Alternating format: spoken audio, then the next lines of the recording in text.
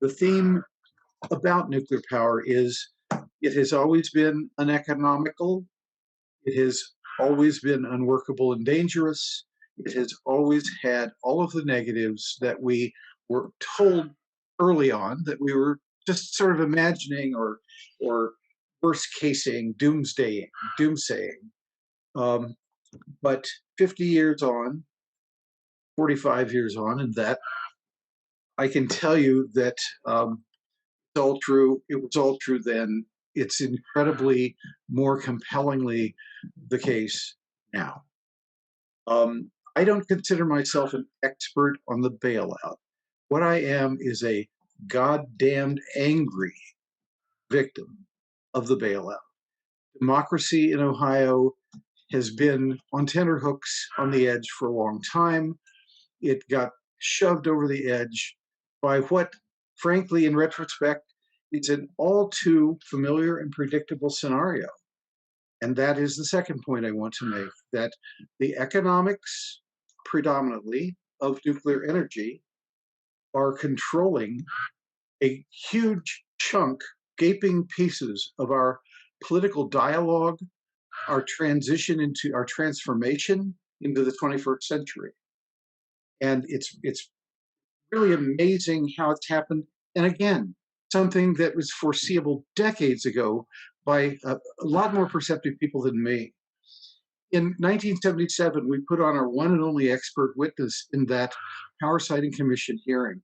He was a right-wing libertarian economist in St. Paul who had written a book that probably circulated to 1,500 people. And he said, nuclear energy is unworkable and its economics, it will be hoist on its own petard because its economics simply are unimaginable. And he's long dead. He was a brilliant witness. The hearing officer listened to him and took a hell of a lot of notes, far more than I noticed he took of the utility economists who were predicting, sure, 1,000 reactors in 25 years. He was right. Capitalism, ironically, killed the nuclear genie, or is killing it now.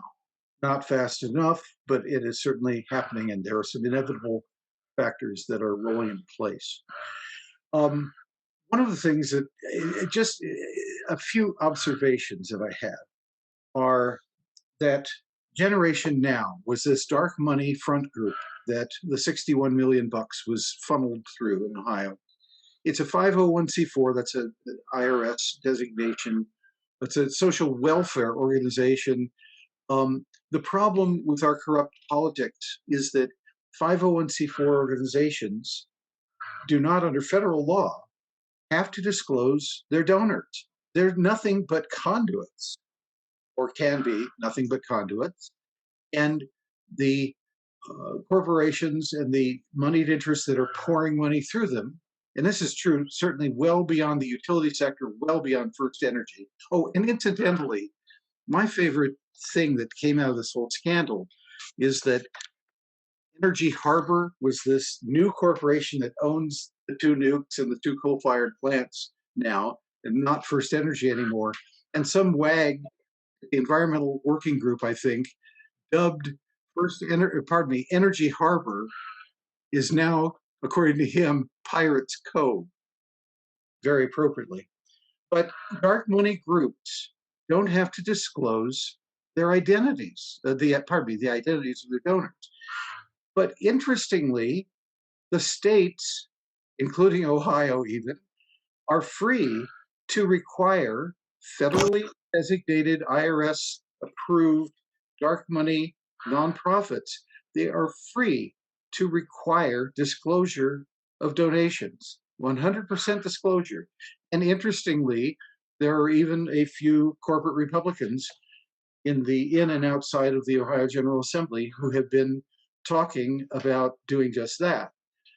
It's a weak, minuscule reform, but it would certainly be interesting if the donors knew that we were going to know that they were handing over 61 million bucks to Generation Now.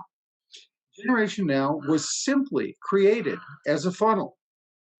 And it was charged because it's a corporation. It was indicted for crimes related to the bribery scandal. And its officers pled the corporation guilty a few weeks ago. And this is a nonprofit, nothing. This is a paper, you know, insubstantial nothing, a legal fiction. And one of the things that is a telling tale of 2021, 120 years ago, when corporations and corporate law was a little bit different, it was possible for prosecutors and attorney generals to shut down and terminate, create capital punishment, if you will, killing a corporation as punishment for crimes its officers committed.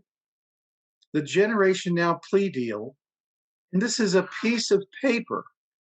I'm a little aghast at this, but it's telltale. They pled guilty on behalf of Generation Now, and its punishment is probation and a fine. The court could order it to be dissolved and would not.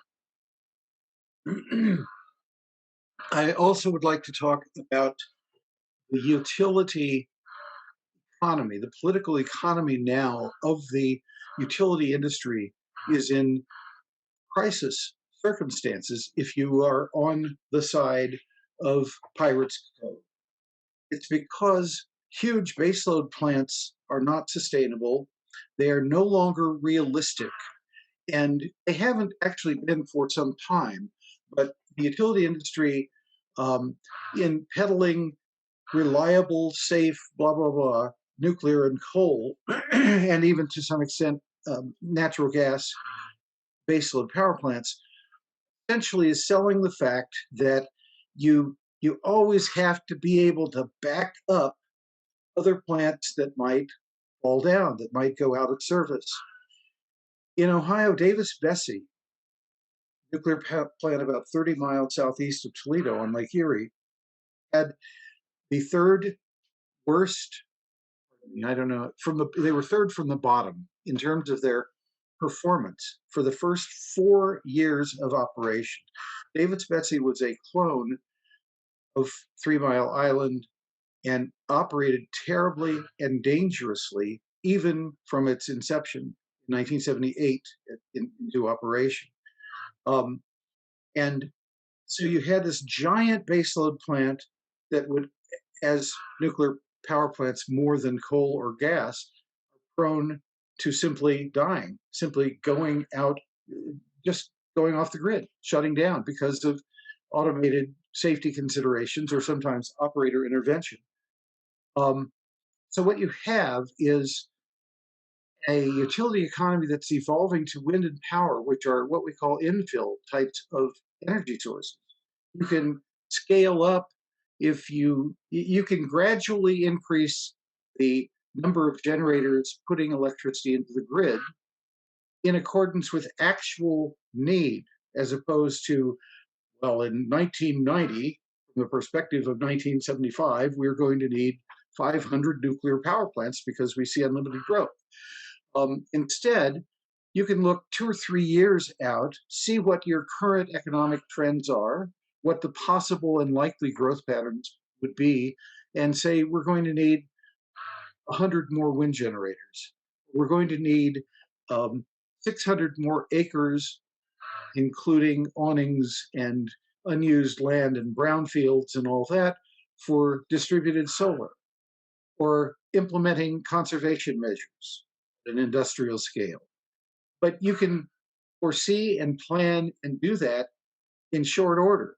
And plus, of course, when those things break, it's one small generating source that breaks, not something that is putting out 1,000 megawatts like Davis-Besse.